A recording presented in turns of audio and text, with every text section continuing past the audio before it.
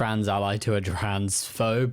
Below high is shaking. Hey Spuds, it's Jamie. Welcome back to another video. First video channel, I don't know, but welcome either way. I'm very glad to have you here. And today we are looking at a not lovely, little article called I Supported Trans Ideology Until I Couldn't Anymore. I feel like this is a very interesting trajectory and not one that I haven't seen before or heard of before, where people are like, oh well, I used to support the trans community, but they just got too much, you know. I don't know the direction this one's gonna go in. I've kind of skimmed a little bit of the article, but I wanted to save my reactions and conversations to be very in the moment about it. But I have seen people in the past being like, oh well, I supported trans people until they just got a little bit too loud, you know. They were asking for equal rights just too much, and I just couldn't support them anymore. And it's bullshit. I do think if you have this ally to phobe trajectory, were you ever truly an ally? Did you just get really manipulated by bigots? I don't know what's happening. It's very bizarre to me. It's very bizarre. So be interested to read the reasoning behind this, and maybe the article isn't as bad as the title sounds, but we'll see. So underneath the title, we have a little trans flag with trans ally on it. Well, clearly not anymore based on the title. Very interesting. That was a very interesting choice. Until mid-January, I was a stalwart advocate of what is commonly referred to as transgender rights. Commonly referred to as transgender rights. We're talking about trans rights. That's what this is about. If you're a trans ally, I would expect you to be a supporter of trans rights. That's all trans people want, is equal rights to cis people. I didn't waver in my belief that trans women are women and trans men are men. The transgender individuals should be granted access to single-sex spaces based on their chosen gender. I'm vibing with how the language has changed, potentially changed, or maybe this is the way the language has always been, but like you can already get this sense. So like all italicized trans women are women and trans men are men, and then one wording trans women and trans men when trans is meant to be a prefix. Transgender is an adjective. Trans women is not a singular word, it's two words. The whole granted access to single-sex spaces based on their chosen, not a choice, and then gender, as in like... yeah, chosen gender. Don't really believe in that. Including female changing rooms, homeless shelters, prisons, sexual assault centers, transition houses, etc. And that those who question such beliefs were misguided at best and transphobic bigots at worst. It's a very reasonable summary, aside from a few minor language points that I've already mentioned. But the idea behind trans rights is that trans people would have equal rights in society that cis people get, and would not be discriminated against based on being trans, would be protected against that discrimination, would be able to live and be treated and have respect as who they are, just as cis people get. You don't see somebody being like, oh no, Dave, we've just decided we're going to call you a woman and you have to use the women's toilet. That nobody would do that. So why are we doing this to trans people? Why are we saying trans men, no, we've just decided that you're not men, you can't use the men's, and trans women, no, we've decided you're not women, you can't use the women's. That is an opinion that is not based in actual reality. Those people who push back and question and don't believe in trans people having that access and having those rights are misguided at best, transphobic bigots at worst. So has this person become misguided or a bigot? Let's find out.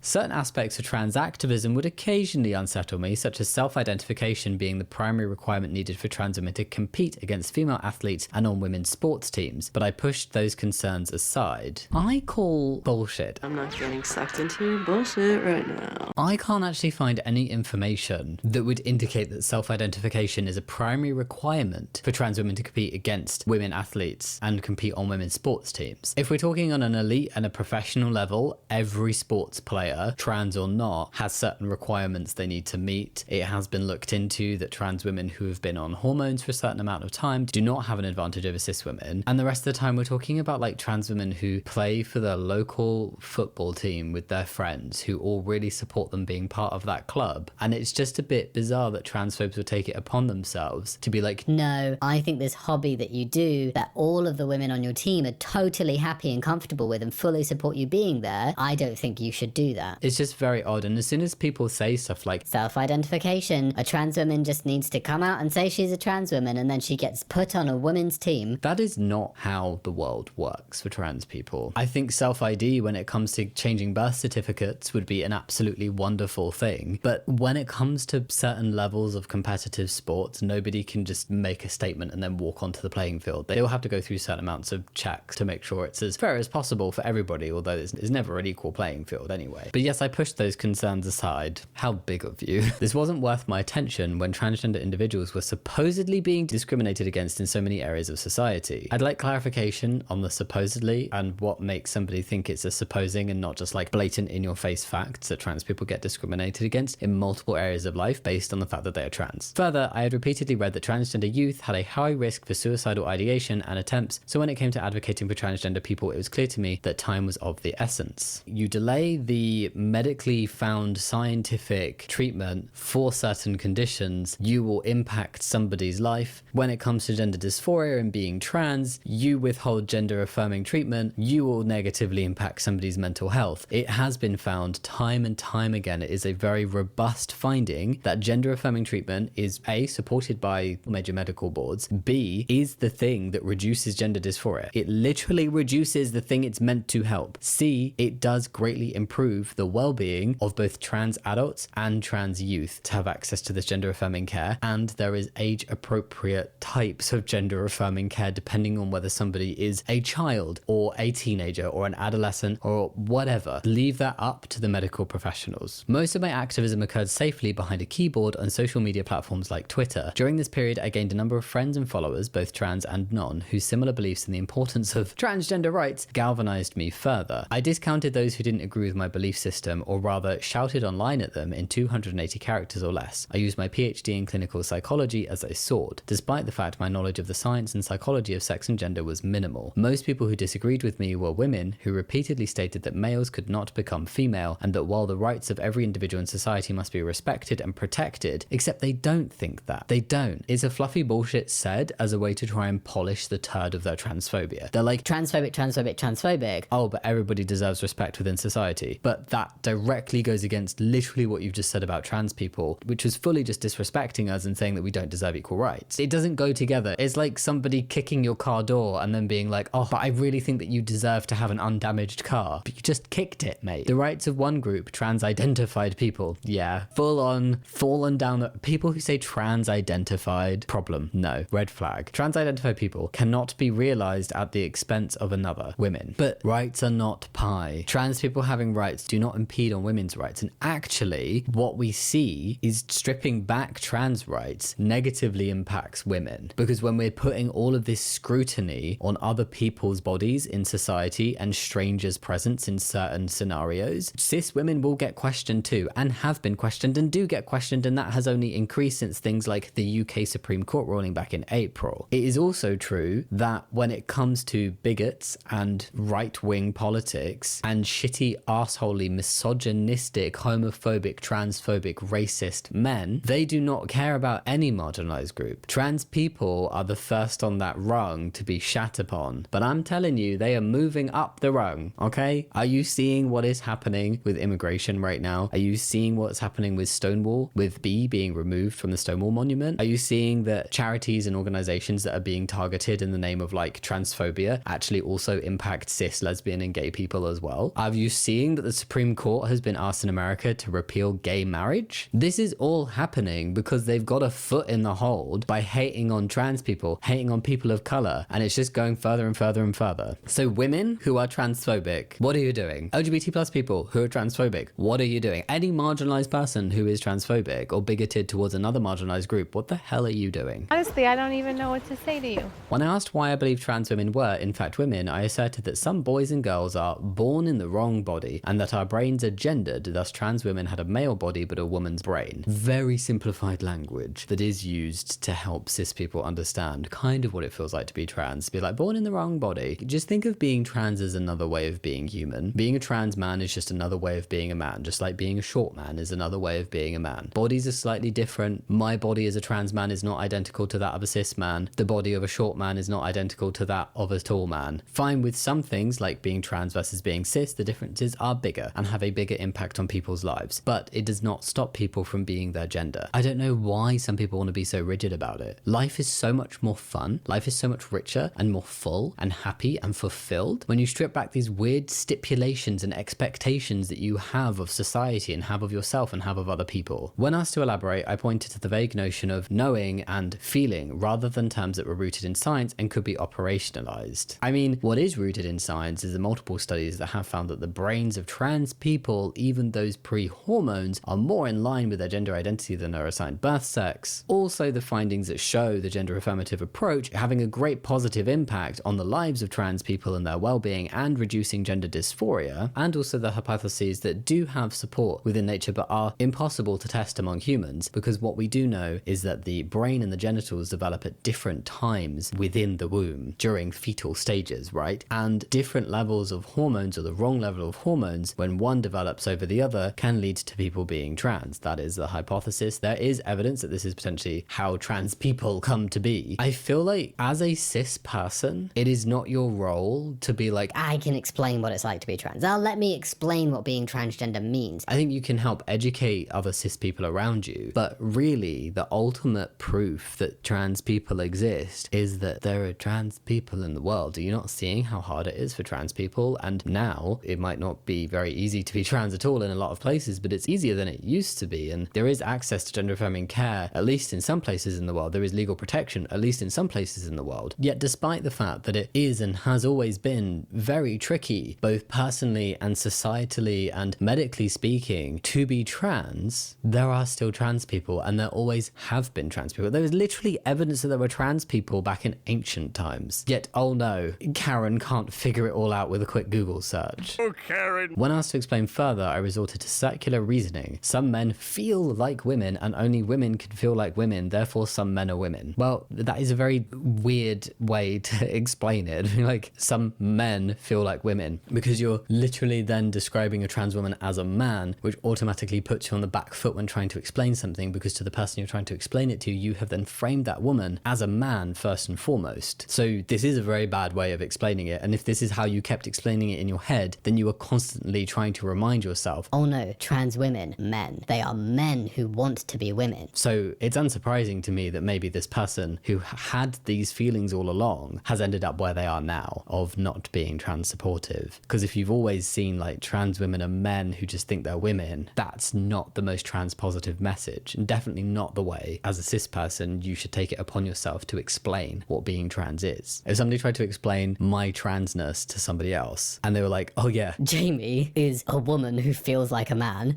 no, definitely not right. When pushed on the question of how is it possible to feel like a woman, I'd argue that because I felt like a woman, it must be true. Other times I resorted to name calling, labeling women who said trans women were male bigots who were stuck in the 50s and didn't believe in civil rights. Well, they are bigots. That's the name for it.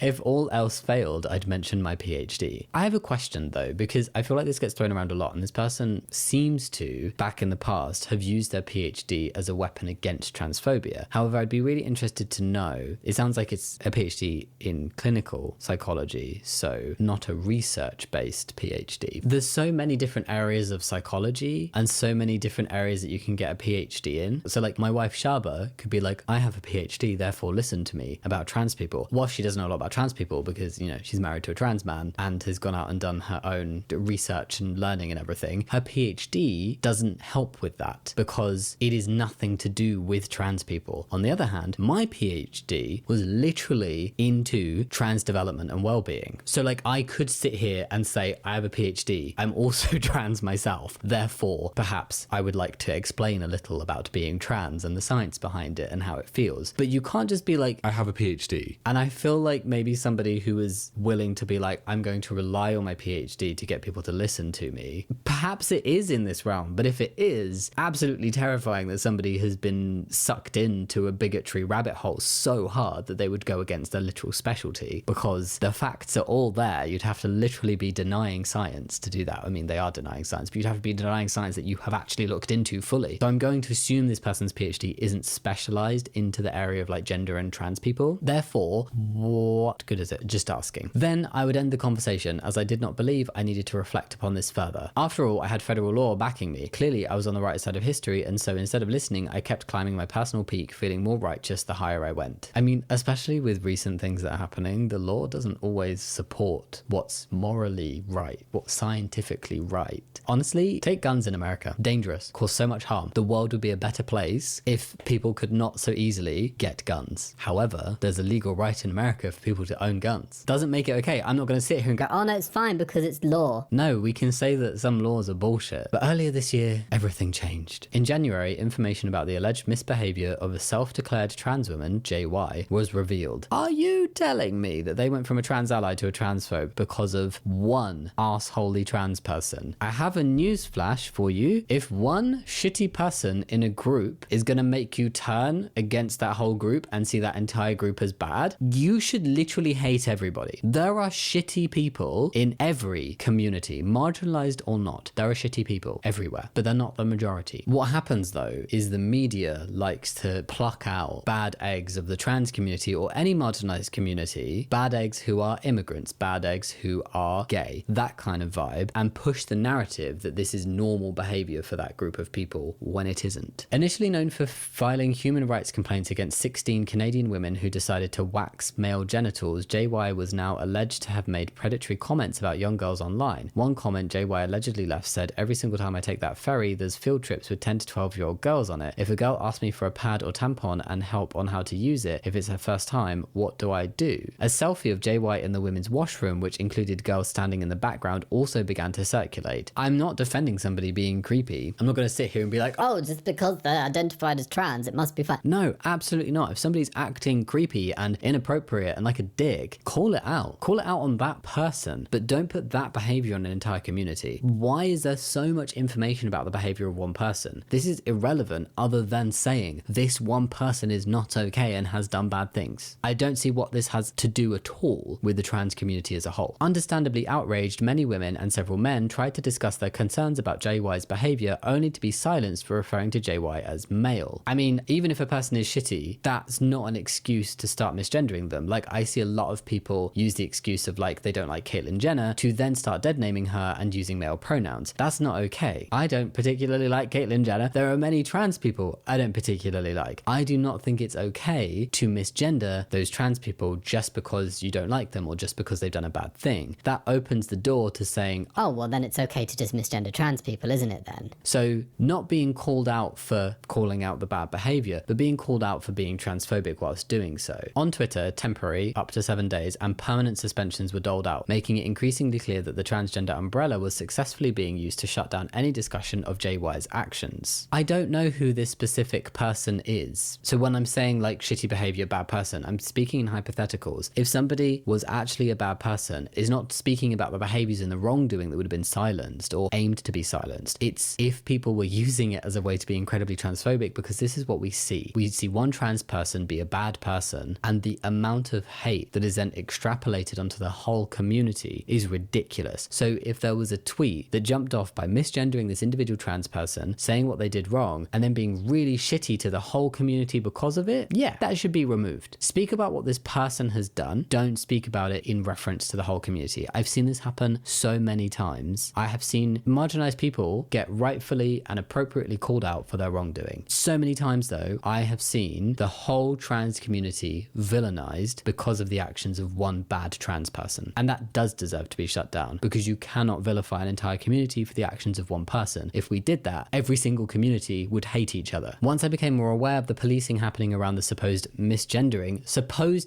if people were calling a trans woman a man, that's not supposed misgendering. I began to notice this happening on a broader level. Women were being silenced en masse simply for speaking their truth. Honestly, with the language being used as well, I really question how much of an ally this person was in the first place, that it could take one person being bad and transphobia being shut down on Twitter in light of that for them to go, Oh my god, no, I do not support the trans community anymore. how strong was your support in the first place? While I remained steadfast in my beliefs that transgender individuals were vulnerable and that women should accommodate them, the situation involving Twitter and JY created a tiny crack in my previously impenetrable armor. It's clearly not impenetrable. Got you there. How was it acceptable that those sounding the alarm about egregious actions were the ones being reprimanded? In frustration, I contacted Morgan Oger, one of the most public faces of the Canadian transgender community and a vice president of the British Columbia NDP, the province's ruling party. Oger suggested we speak over the phone, an offer I considered quite generous. We spoke for almost an hour and Oger listened to my concerns, telling me that other women had reached out regarding JY's behaviour as well. Oger stated that it would be fruitless to bring such concerns to law enforcement unless there was concrete verifiable evidence to present them with. I was encouraged to find possible sources and get in touch if I found any. Based on our conversation, I felt Oger was troubled troubled by the accusations that were being made against JY and was taking them seriously. During our call, Olga mentioned an event that had occurred a few days earlier at the Vancouver Public Library discussing gender identity, ideology, and women's rights. Gender identity, ideology, I think whenever people call anything to do with being trans and like gender an ideology, no. You've automatically lost me, because people who call it that, it's like the same as when people are like, men who want to be women, trans-identified individuals, transgenderism.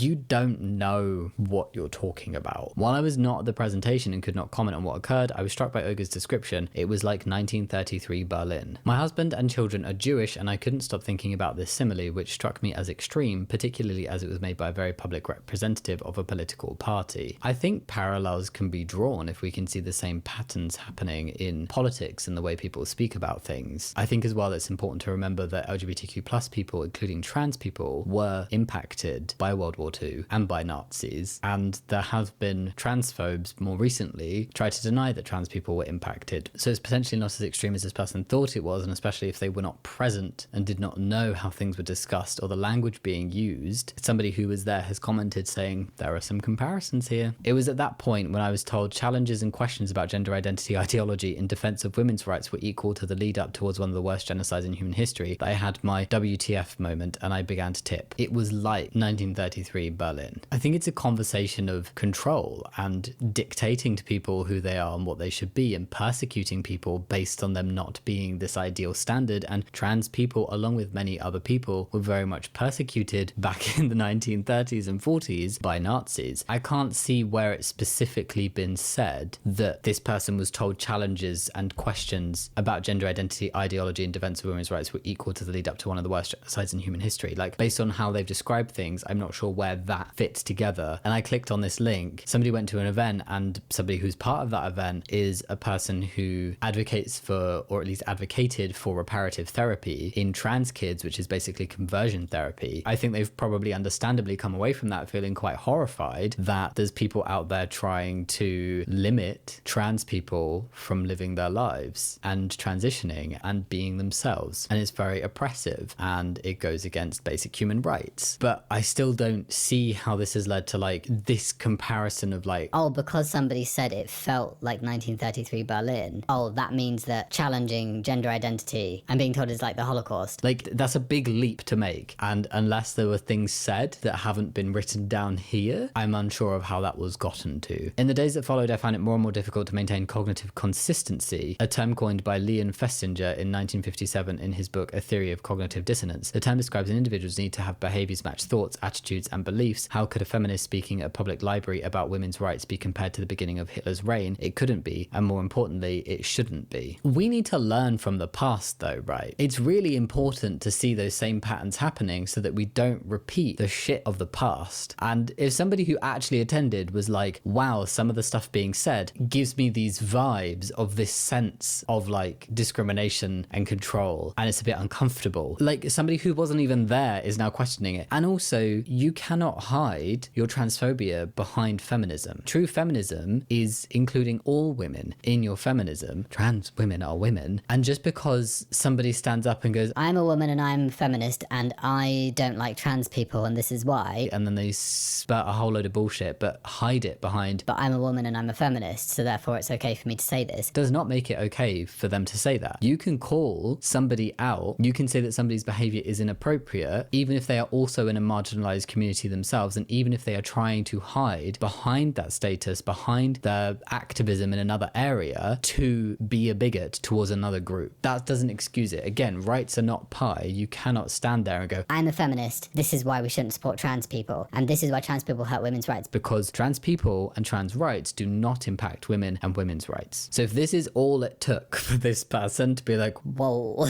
I am not going to support trans people anymore, then I do question how far they were already tipped on that seesaw towards bigotry in the first place. The fact that we had reached a point where a representative of a political party felt this comparison was acceptable and didn't think saying such a thing would make anyone think twice was telling. More conflicting thoughts followed. Was there any evidence that transgender people were at risk of imminent extermination, similar to vulnerable groups during the Holocaust? No. Again, like, LGBTQ plus people were targeted as well. And there are two headlines to cover in relation to this. So was there any evidence transgender people were at risk of imminent extermination? I feel like that's a very extreme thing. Okay, like, really, we cannot make this comparison then we cannot draw anything from it unless a group is literally about to be exterminated. I feel like that's very extreme, and by that point it's way too late. Like, it's perfectly reasonable, in my opinion, to see the warning signs and say there are some warning signs. They're not saying it's identical. They're not trying to excuse or diminish or do anything about what happened back then in the 1930s and 40s. What they're trying to do is draw a comparison to help us learn from what happened in the past and spot a pattern earlier. Because what's happened is there have been multiple instances of people literally calling for a reduction or eradication in trans people. CPAC speaker calls for eradication of transgenderism and somehow claims he's not calling for elimination of transgender people. There's no separating a ban on transgenderism from an attack on transgender people. They are one and the same, and there's no separation between them. By saying we need to eradicate transgenderism, you are saying get rid of trans people. And that's not the only time. Gender critical author Helen Joyce says she wants to reduce number of trans people. Chilling. We have literally had people sit on stage and stay in public with their full chests. I don't think there should be as many trans people. I don't think being trans should be a thing. So just wanted to point that out. Were transgender people as a group more vulnerable than women? I had no evidence to support this claim. Why does it need to be oppression Olympics though? Why do you need evidence to say that trans people are specifically more vulnerable than women for you to support trans people and for you to understand that trans rights are not impacting women's rights? If you did want some evidence for that, which you can literally find in a 30-second Google search, that trans people statistically are more vulnerable than cis women, it's right here. Transgender women and men had higher rates of violent victimization, 86.1 and 107.5 per 1,000 people respectively, than cisgender women and men, 23.7 and 19.8 per 1,000 people respectively. That means that trans people are 3.5 to 5 times more likely to face violent victimization than cis women. We're not playing oppression Olympics here. I'm not sat here saying that cis women don't deserve protection from violence and discrimination, but if somebody's gonna sit here and say and try and use as part of their excuse to no longer be a trans ally, I couldn't see any evidence that trans people as a group were more vulnerable than women. there is literally evidence right there. While silencing women who say that trans women are not women and trans men are not men a punishment that fits the crime, should referring to a self-identified trans woman as he, even inadvertently, mean that women deserve to have online methods of communication, a vital tool for women, enabling them to participate in both public and private conversations, cut off? No. I'm sorry. Freedom of speech is not freedom of consequence. Just because somebody is a woman, if they are being a bigot and they are causing harm to another person and they are misusing a platform, why should they get away with it just because they're a woman? Feminism is important. Yes. Women deserve equal rights. Yes. Yes, we still have a long way to go with this. However, just because one group is marginalized in a certain way does not mean they can go and be shitty to another marginalized group and get away with it. That causes big issues in society. Be transphobic, get called out for it. I don't care who you are. As I began to let such thoughts sink in, I started to open myself up to listening to the women I had previously shut down. Further, I began to actually use my training and did some research. What, the research that meant that you couldn't find the evidence to support the claim that trans people as a group are more vulnerable than women? Given my years working as a clinical psychologist, I was particularly interested in what was happening in the healthcare community with regard to the gender dysphoric patients. I read the APA 2015 Guidelines for Psychological Practice with Transgender and Gender Non-Conforming People and learned that psychologists needed to educate themselves about the many ways that cisgender privilege and anti-trans prejudice may be expressed, including the importance of examining how their language may reinforce the gender binary in overt or subtle and unintentional ways. The guidelines also stated that psychologists may need to provide TGNC, transgender and gender non-conforming people, with information about TGNC identities, offering language to describe the discordance and confusion TGNC people may be experiencing. Okay, I'd like to know where this is going. Next, I turned to the Canadian Medical Association Journal's 2019 Management of Gender Dysphoria in Adolescents in Primary Care. I read, and the more I uncovered, the more appalled I became. According to CMAJ guidelines, despite the fact that the care of transgender youth is still a relatively young field with a limited body of research to inform care, healthcare practitioners were encouraged to engage in affirmative care and avoid influencing the adolescent to move down a path they would not have chosen for themselves. I mean, a very vast amount of medicine is still very young.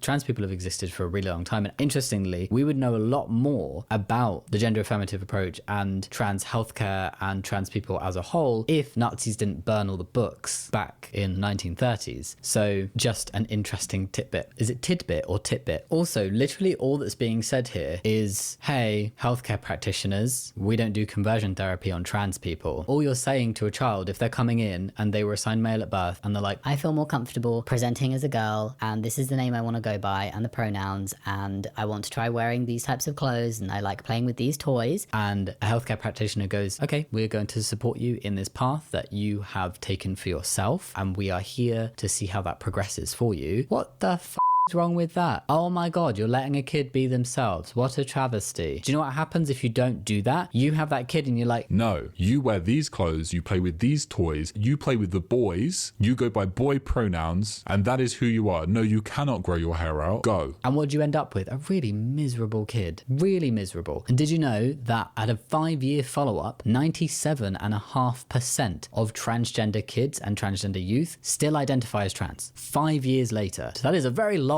phase for a child. And also let's address the fact that the majority of gender affirmative care for children is entirely social. It's entirely just letting them express themselves how they want. Maybe very few of them will get puberty blockers as they reach an age that puberty would be about to start, so from around 12 or 13 years old. That's a lot older than cis kids with precocious puberty get given puberty blockers, but nobody seems to have a problem with that. Further, I learned that clinical practice guidelines recommend hormone suppression for youth with gender dysphoria at pubertal stage Tanner 2, which occurs on average at 10.5 years for girls and 11.5 years for boys. So yeah, on average, and this would be given after the onset of puberty, so not at this age, it would be given after there are clear signs that puberty has begun. The authors indicated that while the current recommended age to commence cross-sex hormones is 16, it could benefit children as young as 13.5 to be placed on hormone treatment. So what they've done is said, we as the medical professionals with the specialist in this area think that 13.5 would be a beneficial age for trans youth to be placed on hormones, seeing as all of their peers will be fully going through puberty by this age, but it's 16 that they can actually get it is the minimum age. This person has a problem with that.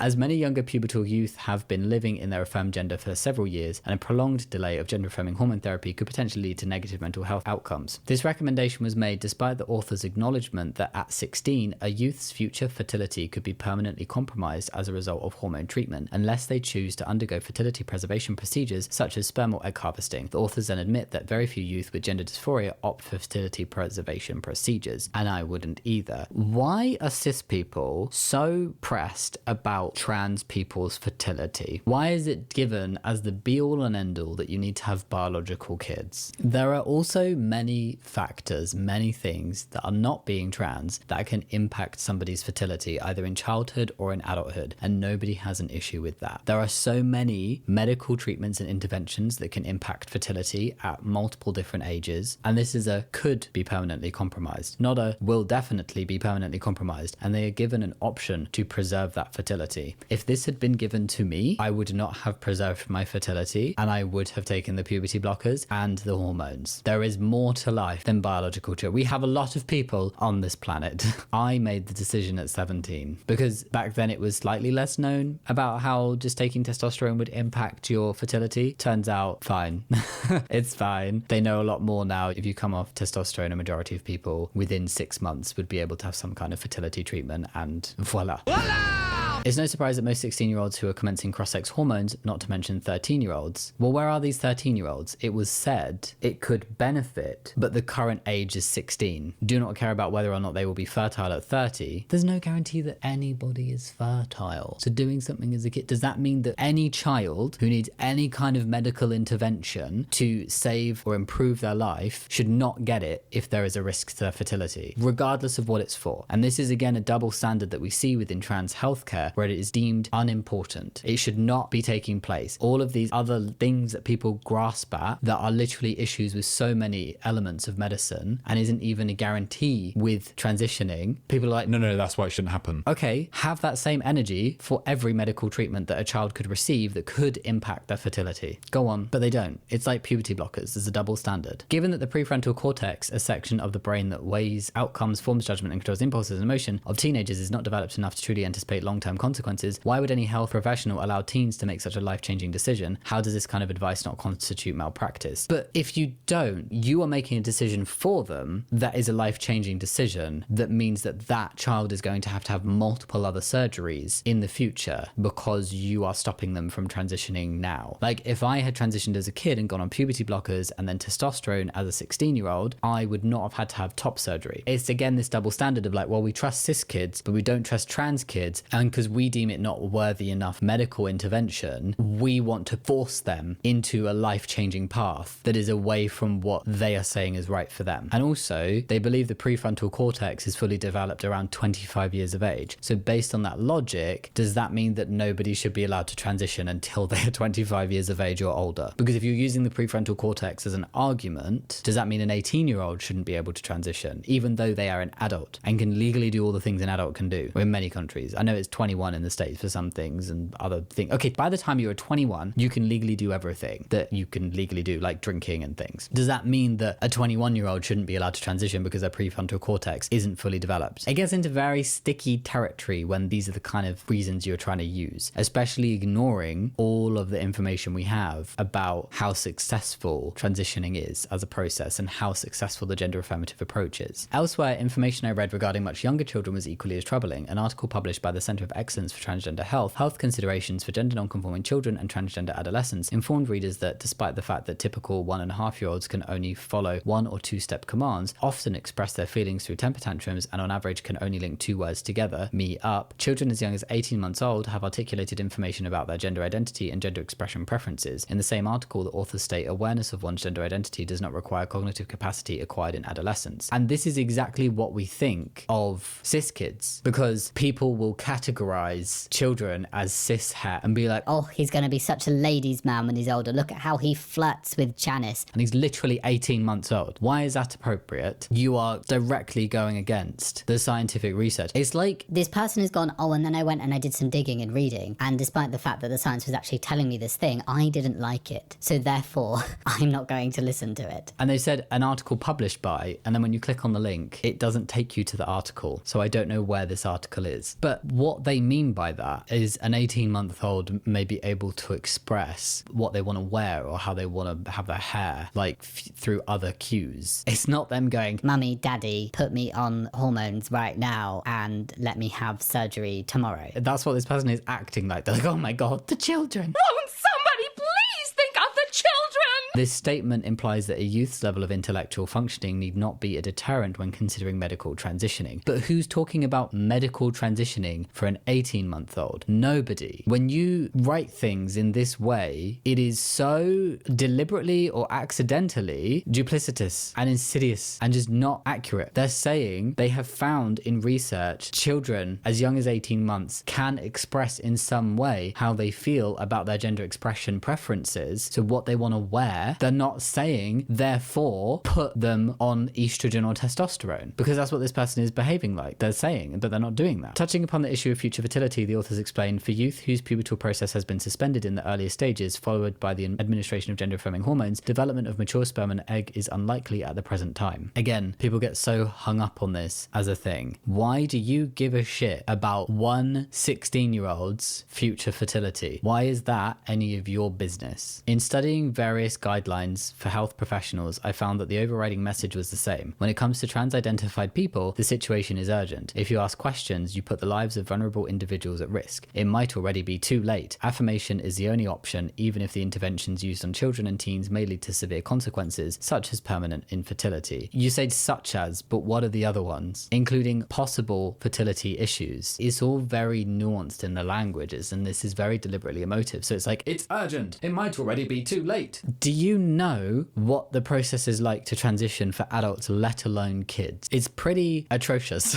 It's pretty incredibly slow. There are a lot of questions. Even like kids having parents who are accepting enough for them to even speak to, let alone take them to a gender specialist, is gold dust. It's not about being like The situation is urgent. You have to put them on the conveyor belt for hormones and surgery immediately, as soon as they tell you. It's not that. Trans people are asked questions constantly, all the time, by everybody, okay? The process to transition involves a lot of questions. Real life experience of living in your gender, talking about your history, diagnosing you with gender dysphoria, which is something that is diagnosed through you telling somebody your experiences. It is not trans people's fault if not everybody going into that is entirely honest about their experiences. There is a 1% regret rate. There is a 97.5% persistence rate at a 5-year follow-up among trans youth. And these are trans youth who have socially transitioned. I just feel feel like this person has gone, I was a trans ally, and then there was one bad trans person that I read about, and people were being really transphobic in response, and they were getting called out, but I think they should be able to be transphobic when somebody's being bad and trans, and they shouldn't be shut down because they're women. Women should be allowed to be publicly transphobic and call out trans people and not face consequences for that. And then also I went and did some reading on the research, and even though the research didn't confirm what I'm thinking, I've decided to just ignore it and be alarmed by it. that's what this reads as. Like so many other women before me, I reached my peak, and finally, even though it may have taken a long time, I tipped, falling away from the beliefs ascribed by gender identity ideology and into firmer ground.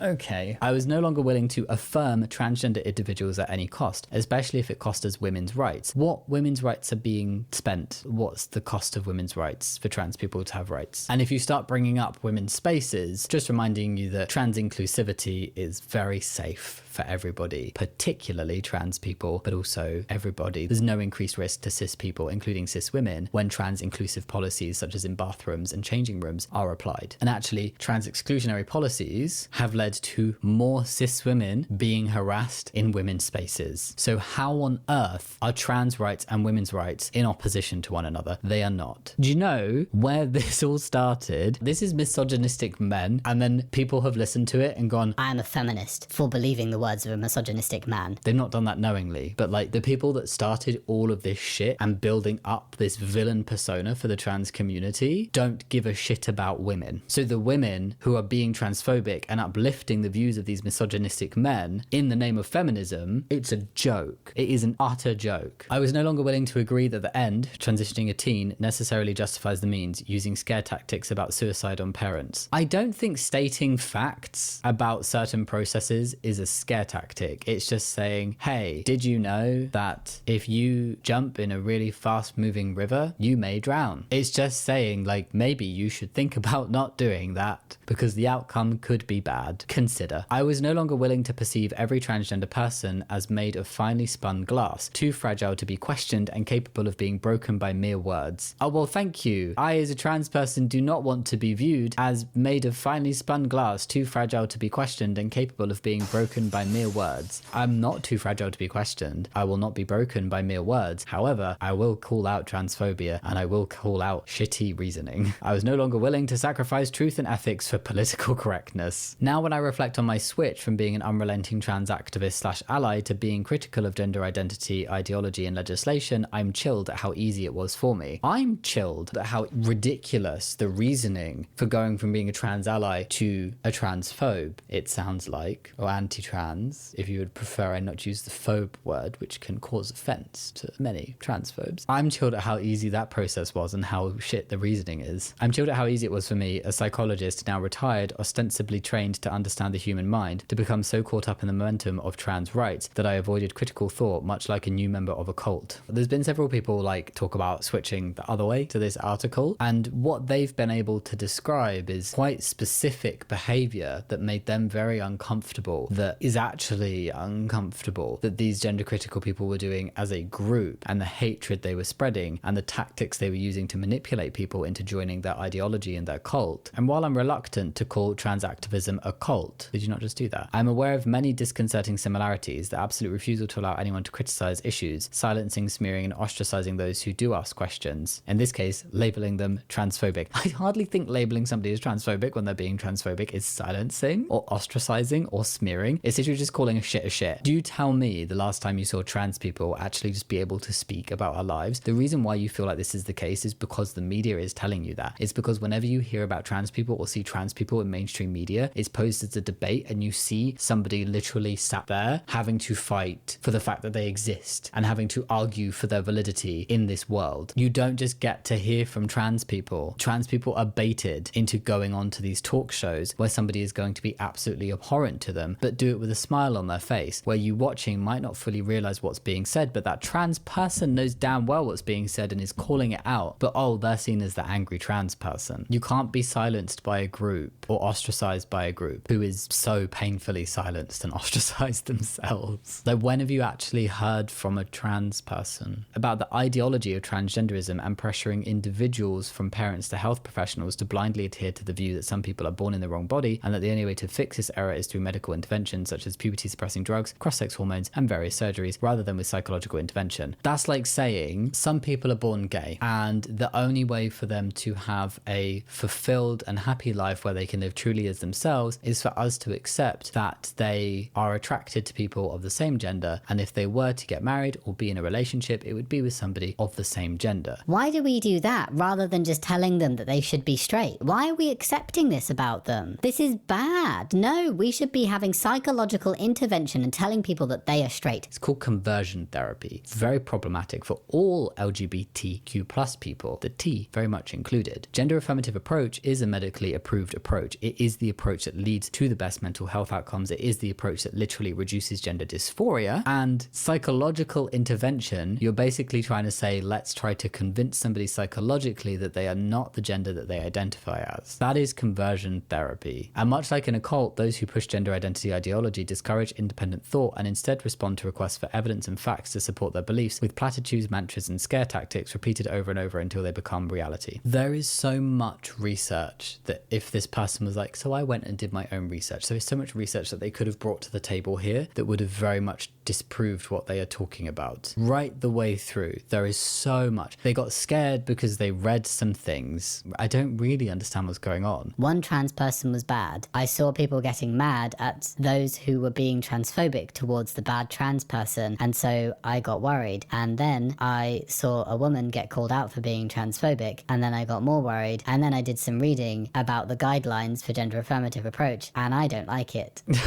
What? If you actually went away and listened to trans people about their life experiences and got your anecdotal qualitative data there, and then you look at the research, the well-being outcomes of trans people who can transition, the gender dysphoria levels in trans people who have access to transitioning, then you've got your evidence there for the gender affirmative approach. And then if you go away and look at the discrimination and violence faced by trans people, then you've got your evidence for the vulnerability that trans people face in society. It is literally all there. All there. If I could become so easily and wholeheartedly sold on notions like the existence of a lady brain, I fear that almost anyone is susceptible to believing that this increasingly large emperor, his brazen nakedness filling the room, is in fact wearing clothes. I'm not going to say who wrote this, but at the end it does say what their specialties are, and apparently their research and clinical interests include eating disorders, distorted body image, and mood and anxiety disorders, so not trans related. I wanted to have a look at some of the comments on this. This is absolutely idiotic. It's like saying, oh well, there's this one white person that happened to be a predator, thus all white people are predators. Being white is a mental illness. They take advantage of minorities. This reflects all white people. By the way, just because a couple happen to be predators. Disrespectfully, what the f*** are you on? Yes, bad trans people exist. Being trans has nothing to do with it. It's a bad person who happens to be trans, that's all. Being trans doesn't inherently make one a